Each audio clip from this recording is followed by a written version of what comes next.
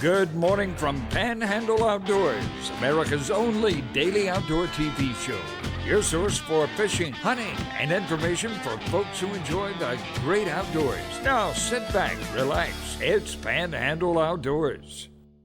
Good morning, folks. Welcome to Panhandle Outdoors. I'm Winston Chester. Glad you're here this morning. Got a big show lined up, a special guest here in studio with all kind of information to share with you. But first, let's take a look at our weather brought to us by Gulf Coast Air Conditioning. Drew Pollard and the hard-working crew up in Southport taking care of our comfort needs all throughout the Panhandle. So give them a call. Looking at a high today, 88, low of 77. Water temperature at the end of the pier is 84.5.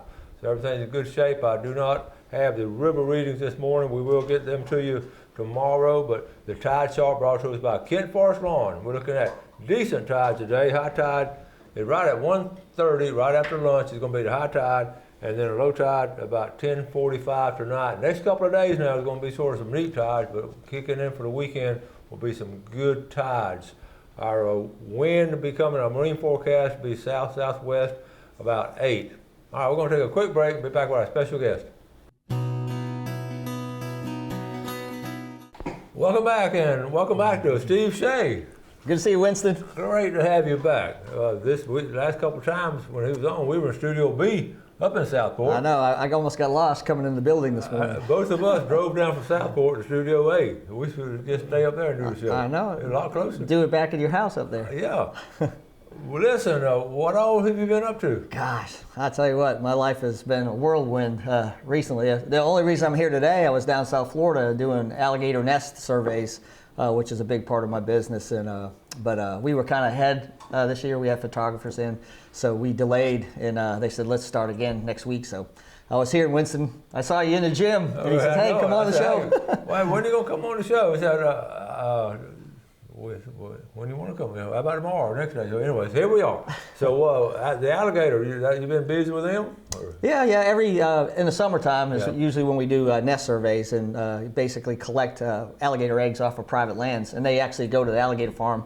So it's an aquaculture, animal husbandry business in Florida. So. It's a win-win for everybody then. Oh yeah, sure is. They sell the gator meat. Sell the meat, sell the hides. Yeah, that's cool. Yeah. What's the overall? What do you think, real quick? We'll get back to fishing, but while we're on the alligator subject, overall population of Florida on the gators, are they sort of up, down, or? What do you think as a biologist? Well, the population is strong. I mean, the FWC has implemented plenty of programs. Harvest opportunities, you have harvest opportunities on public lands, you have harvest opportunities on private lands. They've increased the number of tags.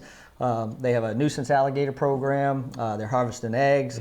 So the agency does everything they can to try to keep alligator populations in check because there are some human welfare issues associated with them, even though it's small. But I think they have a good, well-rounded program to kind of keep the population in check. But there's no shortage of alligators. Where any water, brackish water or fresh water you have, there's alligators there. So they're prolific, aren't they? They are. Normal nest, you'll have anywhere from 25 to 50 eggs per nest. So they crank them out. We're probably not seeing as many bull gators as we used to with the gator hunters, you think? Do you see any really big bull gators much anymore? No, I mean, because of the hunting programs they have in place, a lot of those older alligators that are 50 years plus, get harvested. But in some of the ranches that I work on that has minimal hunting pressure, we'll see some really big bull gators, yeah. Next time, send some pictures of some of the big bull gators next time. Okay. Maybe get in front and pose with them or something, or let them chase you or something. Well, that'd be some good pictures. Yeah. Maybe next time we'll do a show just on doing the egg collections. That's good. Okay, so what else you been doing? I know you went turkey hunting. We got some pictures on turkeys, but back in the fall and winter. But what about the fishing? Well, snapper season's in right now, so I've been trying to get out. I haven't been able to get out but a few times, but there's plenty of fish out there, so we've been doing well. Yeah. And we have some pictures here. Let's see. Steve's real good about sending pictures. Okay, this first one here. Oh, this is Jamie Young. He's an officer with the Bay County Sheriff's Office. He actually dates my daughter, Ashley. Okay. And I had him out on the water a couple weeks ago when the season came in, and this is a couple of the decent snapper he got that day. Let me ask you this before we get back to the pictures. Are you seeing? Are you going to your own private spots, or are you just seeing a lot of different places, or how are you doing it? Well, what I do is I guess I go out further than most people do typically. You go way out, don't you? I go way out, 40, 50 miles. Yeah. And I like to go out to large areas of hard bottom. I find that I map those areas through doing drifts or drag lines, and I'll find where all the hard bottom is. So I'll have acres and acres of it, mapped on my GPS machine. Those areas tend not to get overfished. There's plenty of fish there, high diversity of different reef fish species. And so that's where I usually go. It's because I know I can go there, I'll catch a limit every time, and you'll catch a lot of other species. You'll catch, all the species of grouper and snapper. So I just like the variety. I understand what you mean. Okay, now obviously this picture right here, so that speaks volumes of this is some fine grouper snapper. Yeah, now I got to be honest, I didn't go out on my boat. I was gonna say. A buddy of mine, Eric Richardson, he goes, the Southern Lady, who runs out of Apalachicola. I know Eric. Yes, sir. And so this was, we went out on a half-day trip, and we basically limited out on red snapper, gag grouper, and red grouper. So it was a pretty awesome trip. And those are all big fish. I'm serious. That's what I looked at. Look at those. We don't keep a red snapper unless on that boat unless it's at least 28 inches. So all these fish are between 28 and 36 inches. Wow. Yeah. Okay. That's a couple of the good gags I got that day. So good fish. Was this down at Scipio Creek Marina? Yeah. That's where he runs out of. Okay. Yeah. A couple of big red snapper. Those are 25-pound class fish. Yeah. Wow. Oh, this is my grandson Eli. Had him out one day, and he was using a chicken rig, and he was reeling in 2 triggerfish every time he put it down. So he had a great time. I know he enjoyed that. Oh yeah. A calm. Looking at the water, I always look at the water behind the boat. It's a pretty calm day, wasn't slick. It was slick that day. Just yeah, sure was. Good and flat. That's him. Catching some red snapper. All right. Yeah, and we catch a lot of mangroves out there. On any structure or hard bottom, especially if you go east out of Panama City, you tend to pick up a lot of mangroves. I've seen a lot of them caught this year. Yeah. Now that's one of my best friends, Eric Richardson, and that was out on my boat. A couple of big red grouper we caught, on some of my hard bottom sites out there. That is nice. That's up there where your boat is, then? Yeah, that's where my boat is. Yeah. Okay. Yeah, and this, typical red snapper size that we catch on those hard bottom sites. That's some good fishing. Yeah, and we catch a lot of, it's interesting, on the hard bottom sites, we don't catch a lot of gags, but we catch a lot of red grouper. Now, what do you think the reason for that is? You know what, I don't know, unless the reds don't require as much of that high elevation type structure. But on the hard bottom sites, you'll catch some gags, but you catch a lot of reds.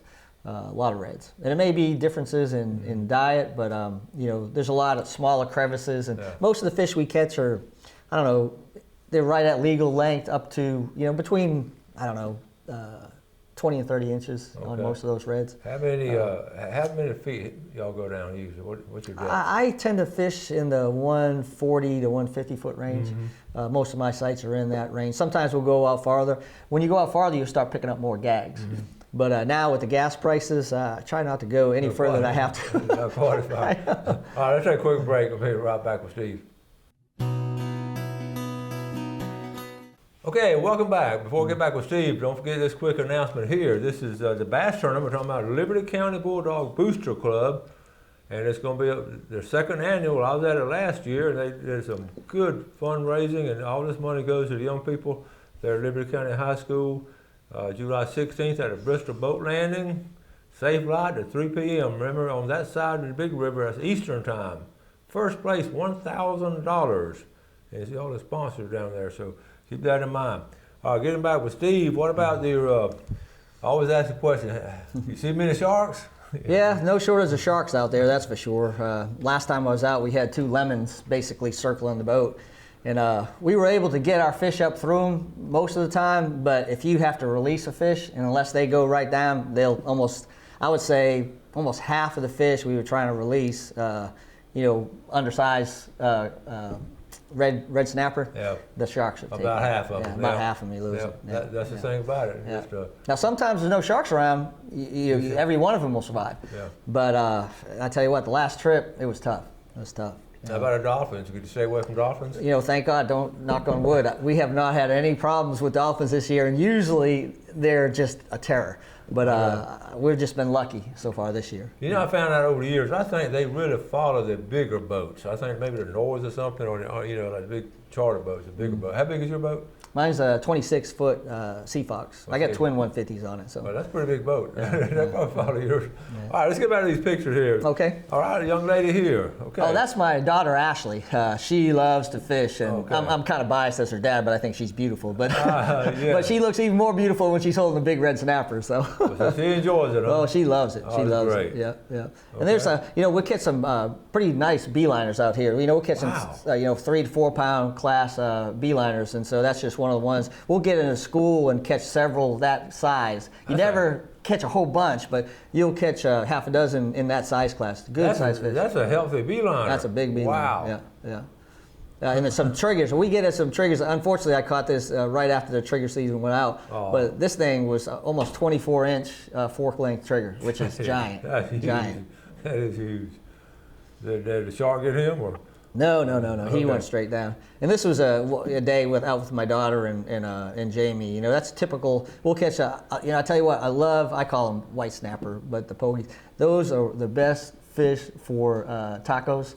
I mean, unbelievable. Pogies or white snapper? Yeah, pogies, white snapper. Mm-hmm. And so I'll keep all of those and I'll flay them out for fish tacos, and they're awesome. Yeah. And so mahi. Yeah, you know, it's funny that mahi. My daughter had just I had a rod out with a chicken rig and had helped her take one of her fish off, and that my chicken rig was just hanging over the side, and it was just dangling in the water, and all of a sudden it started going. That mahi came up to the boat and took that chicken rig with the cut bait right on the surface. Explain to the folks what you call a chicken rig. Well, chicken rig is if you run. I usually only run 2 hooks, but use lighter tackle with smaller circle hooks, and it's used to catch some of the smaller reef fish species. The white snapper, triggerfish, we use it for the beeliners. And so if we get over a spot where some of those smaller fish showing up, we'll put the chicken rigs down so we can get more at one time. You know. Right. Okay. Oh, and this is my girlfriend. When I was down in South America working, I met this beautiful Latino woman. Her name is Ellie. And so she's been coming to visit to me in the United States, and she had never fished before. And so this is her first time out, and this was this spring, and we were catching Spanish mackerel. So I had to break her in on the small stuff. That's smart. Yeah. So, in on the fun. And even with the Spanish, she was having a hard time reeling them in. She's just not used to it. She says, "You need to teach me better technique." Yeah, right. Better technique. So this is her when she reeled in a double that day. This is right out in the bay. Was it cool weather or something? Yeah. Well, this was during the early spring. Yeah. The Spanish run. How did you compare the Spanish run this year compared to others? My dad could tell you. My dad goes all the time. But, it's interesting. It was kind of slow coming out of the gate. And then during the middle part of the peak season, it was gangbusters. I mean, he was catching 50 to 75 fish, in an hour and a half. But then it tailed off really fast. So it was a peculiar season because it was an initial run, and I got a lot of reports, and like 3 or 4 or 5 days in that first week, and then everybody started going. That's when everybody started going after they heard the reports, and they text me, "Coach, I didn't catch anything. We caught 3 or whatever." And then exactly what you said. Then after a week or 2, people quit going, and then it kicked back in. And so you saw that too. Yeah. And the only reason I knew that intel because my dad goes all the time. So he's a good indicator of what the fish are doing because he goes every couple days. That's very interesting. Does he just go out into the bay or does he go out into the Gulf? Yeah, he just goes in the bay. He's got a small 16-foot aluminum boat with a 20 horsepower motor on it, and he just puts around and he kills the Spanish. That's a good rig right there. These folks like me get up with these big boats, fancy boats, everything, trying to catch the Spanish. Here goes your dad, just catching that little boat. I see that out there a lot. That's cool.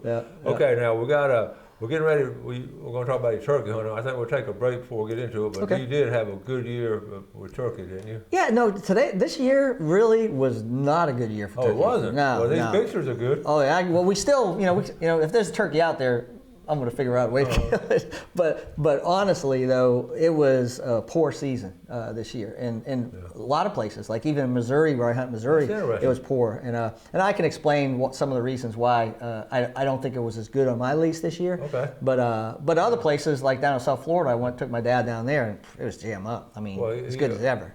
To sort of back up what you say, Ken Paramore, who's one of the best turkey hunters around, he didn't have any luck. He went all the time. He's an excellent turkey hunter. I talked with several turkey hunters that were excellent hunters and didn't do very good. Yeah. We'll take a break. We'll come back and we'll be talking about it.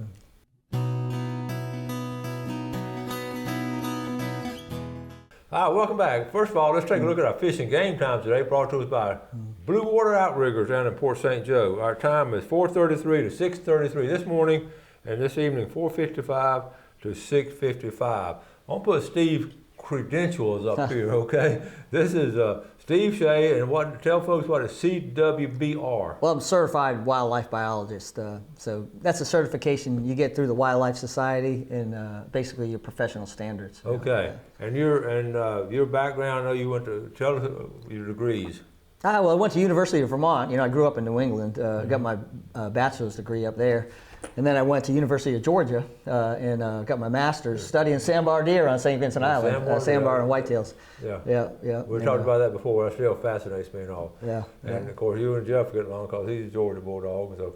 Oh yeah, reigning champion. I've Georgia Bulldogs. I've heard that. I need to do some fact checking on that. Yeah. Okay. All right. Let's talk about turkeys. Okay. Here we go. This first picture. Tell us about it. Okay, yeah, I take my dad every year down to the Kempfer Ranch down in Osceola County. My good friend Hoppy Kempfer operates Osceola Outfitters. Wow. And so my dad and I go down there every year, and this is one of the birds. I basically fanned this bird in from my dad. Big old Osceola gobbler. Wow. But it's interesting. Osceolas, one of the ways you tell the difference is the barring in the wings.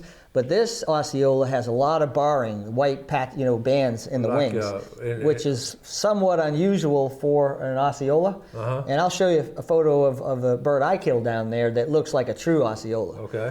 All right, so this is the bird I killed down there, there's another picture following this. If you look how there's very little. Look at the wings. If you zoom in on those wings, hardly any barring. I mean, the wings almost look like a vulture I never noticed that. Yeah. But that's how you really tell one of the visual indicators of an Osceola versus an Eastern is that kind of lightly banded primaries in the wings. Okay, I see. That's interesting. Yeah. So you got your Osceolas down there, and then. Then I take my annual trip up to Missouri. This is Missouri. This is Missouri here. So it's unfortunate the population was really down up in Missouri this year, and it has been for the last several years. Mm-hmm. But this is my brother Tommy. He always goes up. My dad is 86 years old, and he killed 2 birds up there. And so I think he wants to catch up to his age. He's 86 and he's killed 84 adult toms. Oh, cool. And so he says next year I'll be able to catch up to my age. Well, that's gonna be a special occasion. Yeah. And, but you can see the difference. See in the Eastern how much of the primary feathers are white bands, where on the Osceolas, even the one that had a lot of white, still half as much as you do on an Eastern. That's interesting. It's completely different. And that's the second bird he killed. Okay. And my dad, the grin on his face, I tell you what, he enjoys killing a turkey more than I think he does anything in his life except for my mama. He loves my mama. That's cool. And then you have this is a blind. When you get really old, I mean, mobility is challenging and whatnot, so we try to put him in a blind so, he's a little more comfortable, So. Well, that is cool. Yeah. Okay. That, when you say the population was down, you think, in a lot of areas, or what do you think? Yeah, well, in Florida where I hunt, my lease, which is owned by Deseret Ranches, they were in the process of timber cutting, and they're basically timber cutting the whole area. Mm-hmm. So all that disturbance and, the typical roost sites were gone, so a lot of the birds, I think, were off property. They would end up coming to our food plots, but sometime later in the afternoon on their travel routes. So you kind of lost the opportunity to hunt them on roost and hear them gobbling, so I really didn't go much on my lease this year because of that. Yeah. That's interesting. All right, so now right before the show started, Steve made a couple of phone calls. I know it's early and all, but I've been invited to go on a trip, a fishing trip tomorrow early. Yeah. Now Billy Grantham, our touch base with Billy Grantham, he'll be here to do the show, so we're going to go fishing tomorrow. Yep, and this is going to be an awesome crew. One of my best friends, Eric Richardson's going. Winston and I have been friends forever, and so Winston's going. And another good friend of mine, Paul Winterman, who's a local wildlife photographer. Well, we've had Paul on the show. Y'all remember Yeah. a lot of times they showed his photographs, and he and his wife went across America and sent his photographs and all. So the four of us are going to be out catching red snapper tomorrow. We don't know how good the video's going to be, but Paul will take some good photographs. I know it. I know it. And that's the challenge. The big thing, the weather looks good. The big thing, we're going to go to hard bottom, right? We're going to hard bottom. Yeah, we'll go out to the typical places I have mapped out. So we'll run about 45, 50 miles, and we'll catch a bunch of fish. And you know, when you go on these little private boats, I love these trips because you go with, there's a small group of people. We all have a passion for doing what we're going to be doing, and it's just a joyful occasion. And we usually get our limit, don't we? Yeah. And what I've done too is, Eric and I have went to using electric reels now. And the reason is when you're fishing 150 foot and you have problems with dolphins and sharks, it takes you a while to get that fish up, working, traditional setup. And we were losing so many that we went to the electric reel so we could get them up quicker. So we weren't losing as many fish to dolphins and sharks. And it's really made a difference. It really has, yeah. And you see one of a lot of the old timers would do that. They would, they put electric reels in the early years. And back then, the problem was back then the limits were very liberal. So they really put a hurting on it. But now with the limits like they are now, it's a no-brainer. Yeah, but I did use that electric reel. It's such a nice setup. But I miss the traditional, working them, getting them up. But it's a lot of work to then lose it to a shark or a dolphin. So on chicken rigs, of course, using spinning gear, and I'll still use the traditional rig. But I just went to the electric reels this year. Eric's been using them. Is that right? Okay. Every time on my boat, he's using. He says, "You need to get you one of these." He talked me into it. Yeah. Just watching it. We got to get out of here. We got to go find some worms and crickets and all, and we'll be set for tomorrow. And appreciate you coming on. No worms and crickets tomorrow. Now, pinfish and cut bait. All right, they know what I'm talking about. Y'all have a great day today. Do something good for your fellow man today. Have a great day, and God bless. God bless. Thanks for watching America's only daily outdoor TV show, Panhandle Outdoors with Winston Chester, featuring hunting, fishing, and other activities and information to help you enjoy the great outdoors. Join us next time for Panhandle Outdoors.